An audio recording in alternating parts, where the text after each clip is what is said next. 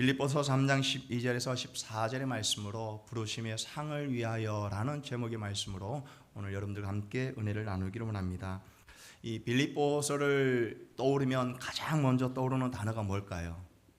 빌립보서를 생각하면 기쁨이라는 단어입니다. 기쁨. 그러니까 빌립보서 4장 4절을 보게 되면은 주 안에서 항상 기뻐하라. 내가 다시 말하노니 뭐예요? 기뻐하라라고 말씀하고 있습니다. 하나님의 말씀이 우리 안에 할 때, 주님이 우리 안에 계실 때 그 기쁨이 가득 넘쳐난다라고 얘기하고 있습니다. 그런데 가만히 들여다보면은 빌립보에서 있는 이 사도 바울은 어떤 상태에 있느냐? 감옥에 있는 상태입니다. 감옥에 있는 바울이 빌립보 교인들에게 뭐라고 말씀하고 있냐면 기뻐하라라고 말씀하고 있는 거죠. 그래서 빌립보서를 뭐라고 얘기하고 있냐면 옥중서신이라고 얘기합니다. 옥중서신. 비록 바울은 기뻐할 수 없는 상황, 감옥에 갇혀 있는 상황 속에서도 기뻐하라고, 어떤 상황 속에서도 어떤 가운데 속에서도 기뻐하라고 권면하고 있는 겁니다. 옥중에 있는 바울이 빌립보 성도들에게 기뻐하라고 했는데 그 이유는 무엇일까요? 왜 빌립보 교인들에게 기뻐하라고 말하고 있을까요? 왜냐하면 그리스도 안에서 복음 안에서 하나됨을 가로막고 있는 분열이 빌립보 교회 안에 일어나고 있기 때문에 그렇습니다. 화산 폭발은 어느 날 갑자기 확 터지는 건 아니죠. 미리 화산 폭발이 하기 전에 예비 징조가 있는 겁니다. 사인이 있는 거죠. 마찬가지입니다. 교회 분열과 어려움도 갑자기 일어나지 않는다라는 거예요. 어느 날 갑자기 교회가 분열되어지고 어느 날 갑자기 교회에 어려움이 오는 것이 아니라 그 전에 사인이 오고 있다는 겁니다. 이런 분열과 이런 어려움을 막기 위해서 사도 바울은 그리스도 안에서 주 안에서 한 마음으로 기뻐함으로써 교회의 공동체를 든든히 세워가라고 권면하고 있고 말씀하고 있다는 것입니다. 이렇듯 사도 바울에게 있어서 그 기쁨의 근원이 되는 것은 무엇이냐? 바로 예수님이었다라는 거죠. 예수님이 그 인생 가운데 최고의 가치였고 바울에게 있어서 세상을 얻고도 그리스도를 얻지 못한다는 것은 모든 것을 다 잃어버린 것과 같다라고 얘기합니다. 그런데 모든 것을 다 잃어버려도 그리스도를 얻는다라면, 예수님이 내 안에 있다라면 모든 것을 다 얻는 것이다 라고 고백을 하고 있습니다. 그러기에 사도 바울은 평생 치유될 수 없는 육신의 질병을 갖고 있음에도 불구하고 기뻐하였습니다. 감사하였습니다. 죽음에 이르는 매를 맞음에도 불구하고 주님을 향한 그 믿음을 포기하지 않았습니다. 원망하지도 않았고요. 목숨을 건 도망 다님을 당하면서도 주님이 날 버리지 않는다는 그 믿음을 끝까지 붙들고 나아갔다는 거죠. 더 나아가서 배가 파손하는 그런 상황 가운데 속에서도 모든 사람들이 죽게 될 위험과 두려움에 떨고 있음에도 불구하고 사도 바울은 두려워하지 않았고 떨지 않았다는 겁니다. 왜냐하면 바울의 소망은 누구에게 있느냐? 바로 예수 그리스도에게 있기 때문이라는 겁니다. 그리스도 안에서 자신이 어떤 존재인가를 발견하였기 때문에 그렇습니다. 그러기에 그의 모든 관심은 온통 예수님께 집중되어져 있었다라는 거죠. 오늘 보면은 그러한 바울 자신의 상태에 대해서 이야기를 하면서 표대를 향하여서 달려가는 경주자의 모습을 오늘 우리에게 말씀해 주고 있습니다. 그 이유가 뭘까요? 왜 표대를 향하여 달려가는 경주자의 모습을 통하여서 빌립보 교인들에게 또 오늘 이 시대를 살아가는 우리 모든 성도님들에게 기뻐하라고 말씀하고 있을까요? 그 이유는 비록 옥중에 갇혀 있는 몸이지만 그럼에도 불구하고 부르심의 환경을 탓하지 않고 사람을 탓하지 않고 부르심의 상을 바라보며 끝까지 달려갈 테니 빌립보 교회 성도들이요 함께 달려갑시다 라고 외치고 있는 겁니다. 오늘 이 시대를 살아가는 우리 모든 성도님들에게 사도 바울은 동일하게 얘기합니다. 표대를 향하여 함께 달려가자라고 얘기하고 있습니다. 그래서 빌립보서 3장 12절 말씀 함께 읽겠습니다. 시작. 내가 이미 얻었다 함도 아니요 온전히 이루었다 함도 아니라 오직 내가 그리스도 예수께 잡힌 바 된 그것을 잡으려고 달려가노라. 그러기에 우리는 이 시간 들을 수 있어야 합니다. 바울의 외침을, 오늘 우리를 향한 바울의 외침을 낭망하지 말고 주저앉지 말고 함께 손을 잡고 뭐예요? 달려가자라고 외칠 수 있어야 한다는 겁니다. 이 말씀은 우리가 얻은 과거의 은혜의 구원의 감격과 하나님의 자녀된 모든 것을 이뤘다 말하고 있지 않습니다. 아직 우리는 하나님의 온전하심의 자리에 나아가고 있다라는 거예요. 우리는 완전하지 않고 온전하지 않습니다. 우리는 여전히 불완전합니다. 그러나 예수님이 나와 함께 계시기에, 주님을 바라보며 달려가기에 우리는 그 온전함을 이루기까지 함께 달려가야 한다라고 말씀하고 있고, 여전히 우리는 달려가고 있다라고 말씀하고 있습니다. 그런데 중요한 건 뭐냐면, 향방 없이 허공을 치며 초점을 잃어버린 상태에서 달려가면 안 된다라는 거예요. 분명한 목표가 있어야 한다는 겁니다. 어디를 향해 달려가는지, 여러분의 골이 무엇인지를 분명히 알고 달려가야 한다는 거죠. 그런 우리에게 어떻게 하면 이 골을 향하여, 이 표대를 향하여 나아갈 수 있을까? 바울이 오늘 본문을 통해서 주는 교훈은 뭘까? 다시 한번 빌립보서 3장 14절 말씀을 함께 읽겠습니다. 시작. 표대를 향하여 그리스도 예수 안에서 하나님이 위에서 부르신 부름의 상을 위하여 달려가노라. 아멘. 하나님이 위에서 부르신 부름의 상을 위하여 달려간다라고 말씀하고 있습니다. 그러면 이 위에서 부르시는 부르심의 상이 도대체 뭔가? 도대체 표대를 향하여 달려가는데, 그러면 그 부르심의 상이 도대체 무엇이길래 이렇게 우리는 달려가야만 하는가? 그 부르심의 상은 시들지 않은 영광의 면류관입니다. 그 부르심의 상은 썩지 아니하는 승리의 영광의 면류관이라는 겁니다.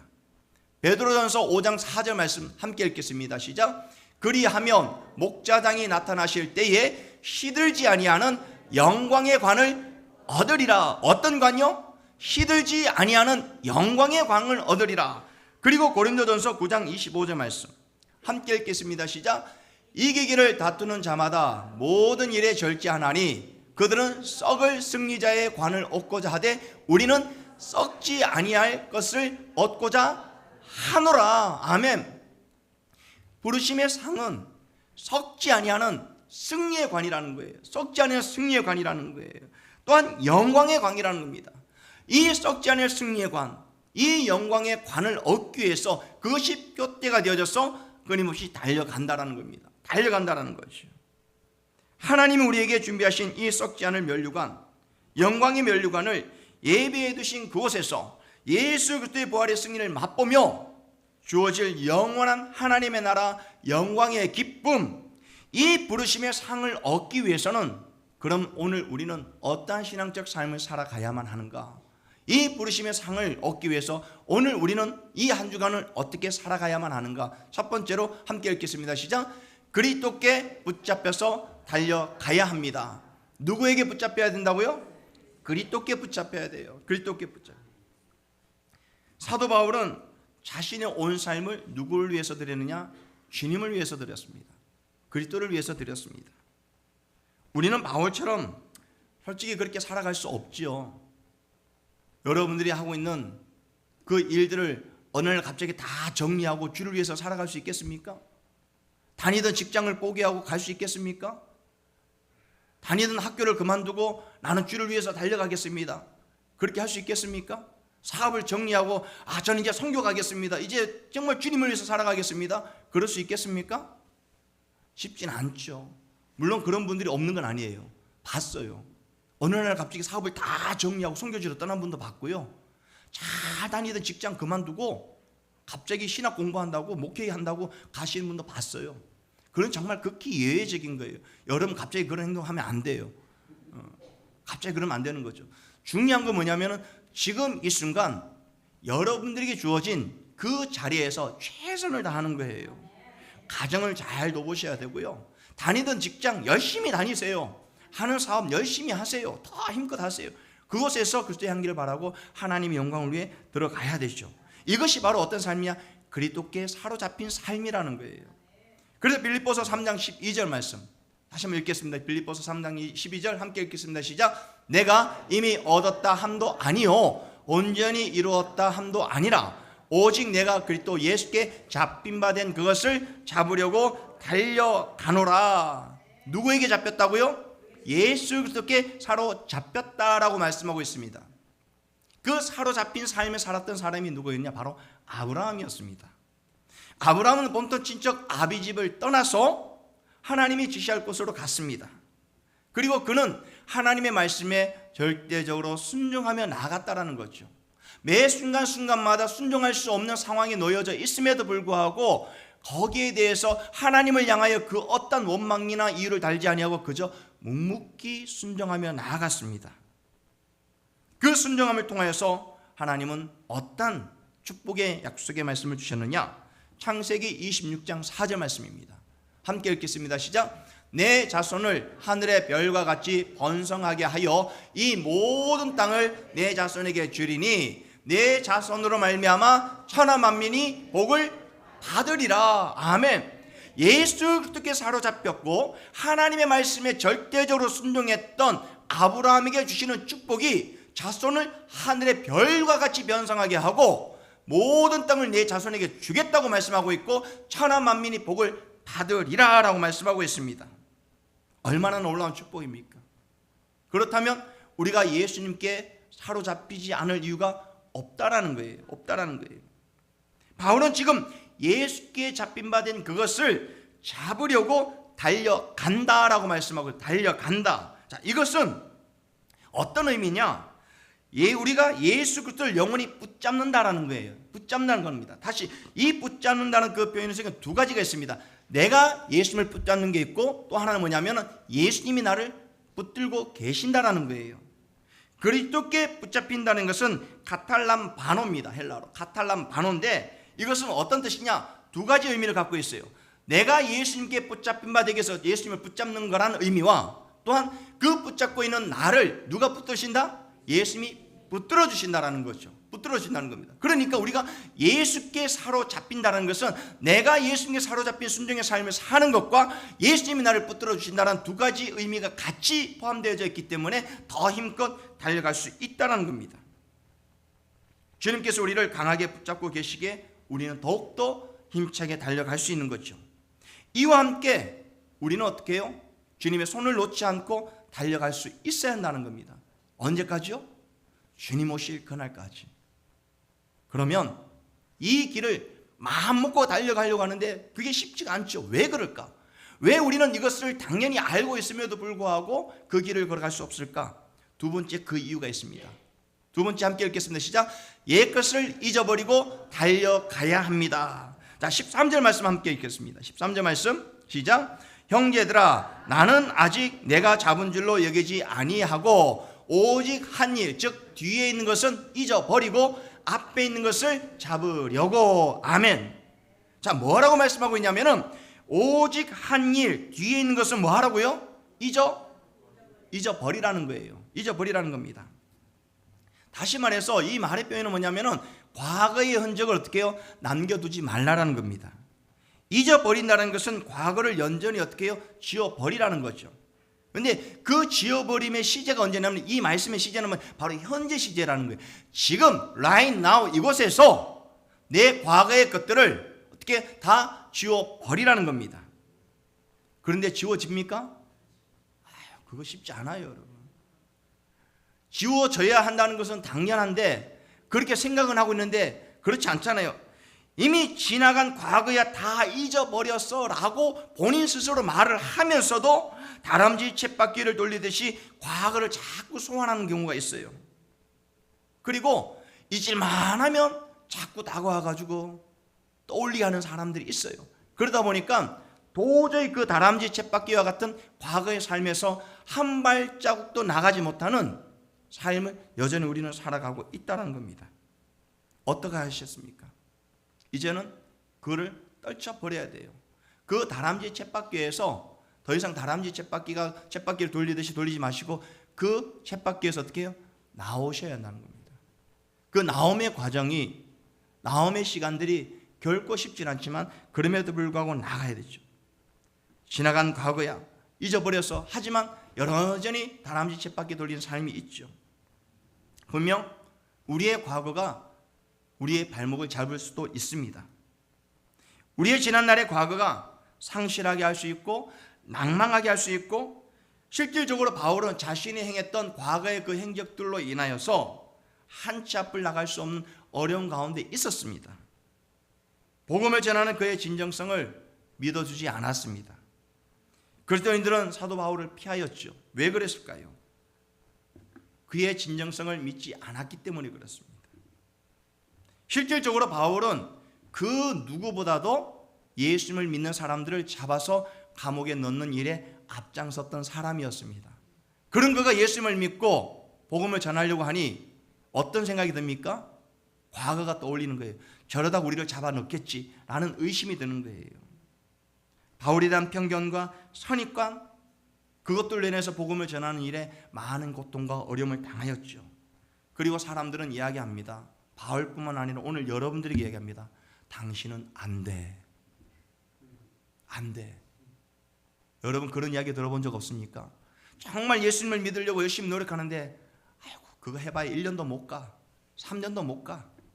안 돼, 안 돼. 안 돼, 안 돼. 그런 이야기를 듣는다면 그런 이야기를 무색하게 만드는 단호함을 어떻게 해요? 보여주셔야 돼요. 그러면 잊어버려야 돼요. 지워버려야 돼요. 돌이킬 수 없는 지나간 일들의 과거의 흔적들로 인하여서 앞으로 나가지 못하고 있다면 그것을 모두 잊어버리고 어떻게 앞에 있는 것을 잡으려고 우리는 어떻게 해요? 오늘 또 달려가야 한다는 겁니다. 달려가야 한다는 거죠. 이에 대해서 바울은 앞에 있는 것을 잡으려고 어떻게 해요? 달려간다라고 말씀하고 있습니다. 뒤에 대한 과거에 대한 미련을 모두 던져버리고 잊어버리고 오직 표대를 향하여 앞을 향하여 달려가는 겁니다. 그래서 앞을 내다보면서 이 말은 뭐냐면은 에펙테이노메스, 다시 말해 현재에서 앞을 향하여 바라보면서 살아내라는 겁니다. 살아내라는 거예요. 예수님 안에서.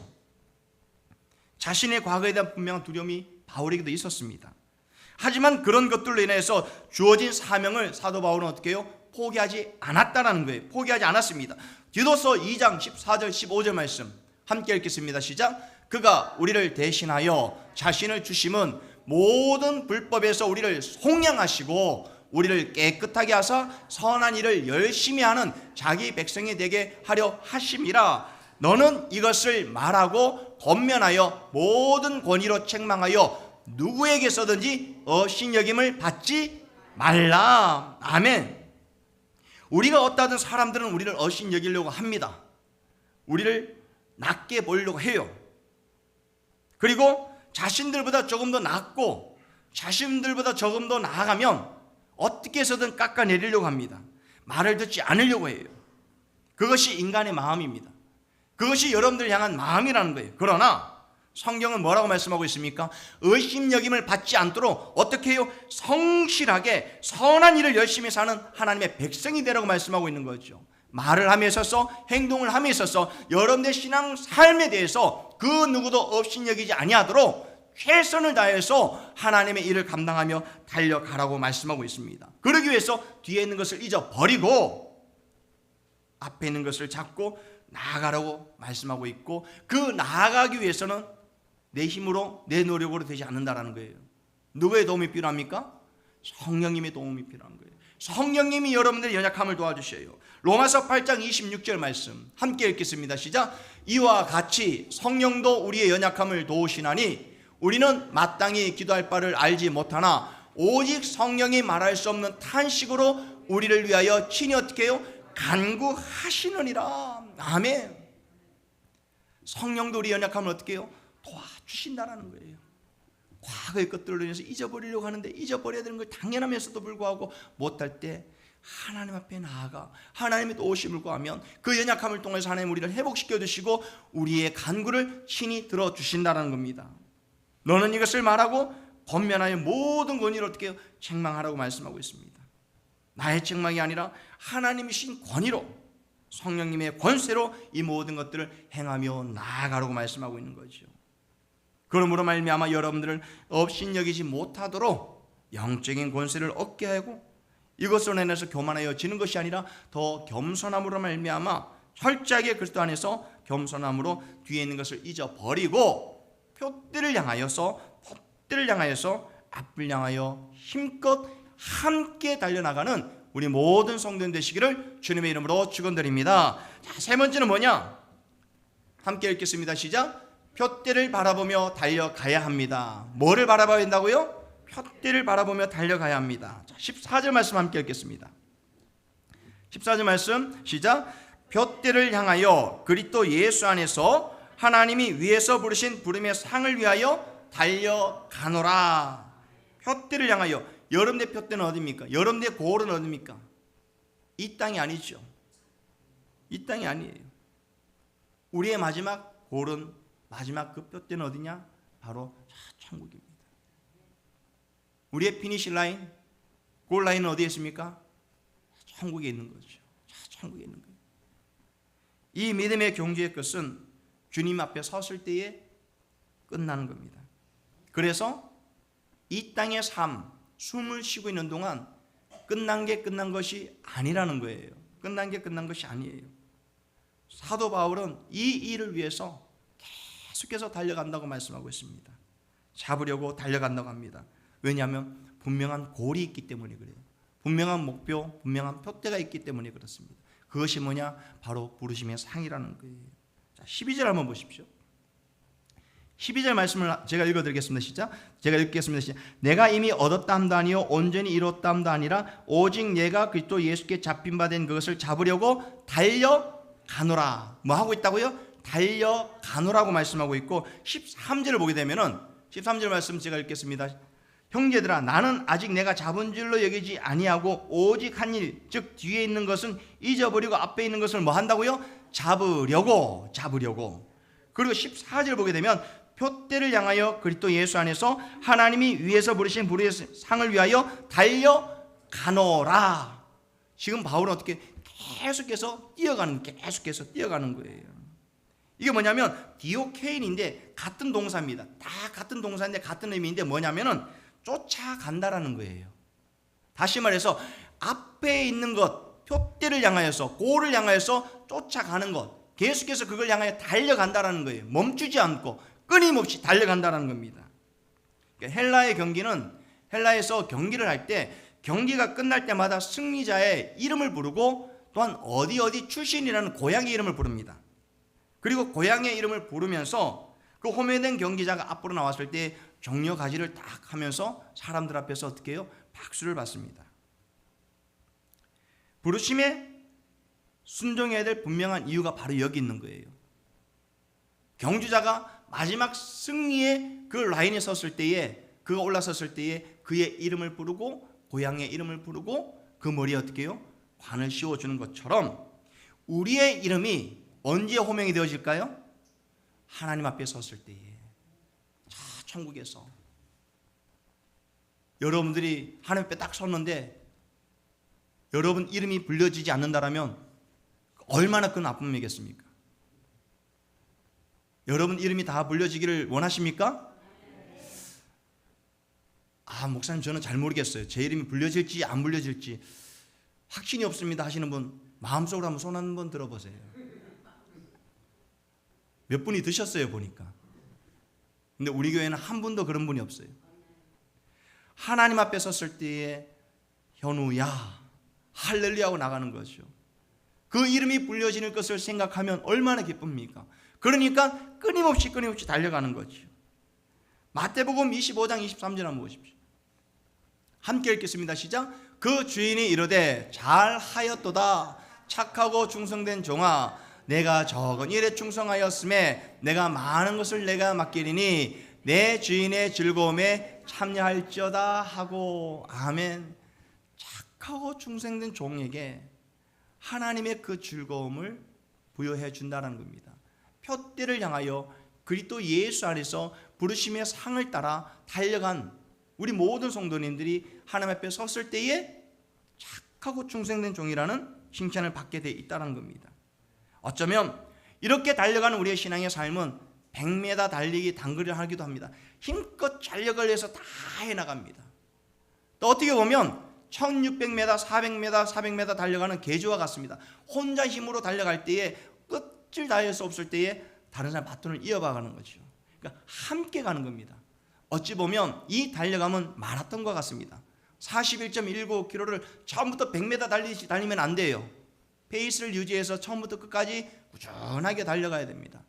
제가 이 말씀을 보면서, 이 경기를 보면서, 우리 교회가 때로는 100m를 달리듯이 힘껏 한 마음으로 달려가야 되고, 때로는 계주를 하듯이 서로 합력하여 선을 이루면서 달려가야 되고, 때로는 페이스를 조절하면서 마라톤을 달리듯이 함께 달려가야 되는 겁니다. 이 달려감이 어떻게 해요? 주님 부르시는 그날까지 함께 한 마음으로 달려가야 한다는 겁니다. 멈추지 말고 끝까지 완주해야 되는 거죠. 숨이 턱에 차오르는 그런 가운데 속에서도 산을 오르는 것을 포기하지 않는 사람들이 있습니다. 밀려오는 잠과 달려드는 모기의 그 느낌을 이겨내면서도 밤새도록 낚시를 하는 분들이 있어요. 위험을 무릅쓰고 캐나이로, 카실로프로, 치치나로 연어를 잡으러 가는 분들이 있습니다. 왜 그럴까요? 왜 그런 위험과 수고름을 감당하면서 나갈까요? 산을 올랐을 때 정상에 오르는 기쁨이 있기 때문에 그렇습니다. 밤새도록 낚시를 함으로 해서 그 낚시에 걸리는 한 마리의 고기를 획득하는 기쁨이 있기 때문에 그래요. 딥넷을 내가지고 연어가 딥넷 딱 걸려서 잡고 땡겨냈을 때에 그 느껴지는 그 기쁨이 있기 때문에 그래요.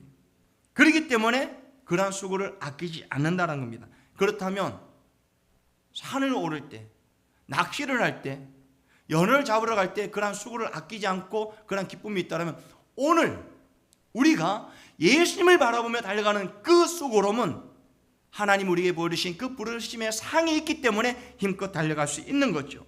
이 세상 그 어떤 것으로도 이 기쁨을 바꿀 수 없습니다. 이 세상 모든 것을 다 주어도 바꿀 수 없는 거예요. 잠시 잠깐 누리는 그 즐거움을 인하여서 영원한 즐거움, 영원한 기쁨을 바꿀 수 없는 겁니다. 때론 힘들고 어렵고 고통스럽고 외롭다고 해서 그리스도를 떠날 수 있을까요? 떠날 수 없는 겁니다. 과거로 돌아갈 수 있을까요? 돌아갈 수 없는 겁니다. 표대를 포기할 수 있을까요? 포기할 수 없는 겁니다. 부르심의 상을 위해서, 그 상을 바라보면서 우리는 이러한 수고와 어려움이 있다 할지라도 힘껏 달려가야 합니다.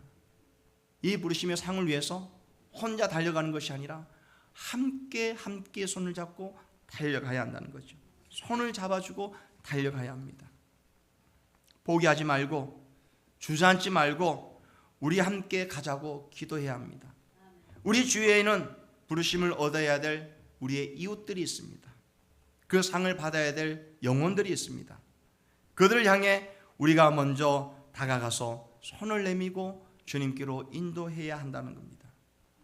안개와 같이 사라지는 상급이 아닙니다. 받았다가 다시 빼앗기는 상급이 아닙니다. 잠시 잠깐 누리는 상급이 아니라는 거예요. 기쁨이 아니라는 거예요. 하나님 우리에게 허락하신 이 부르심의 상은 영원한 것입니다. 영원한 기쁨입니다. 영원한 즐거움인 것입니다.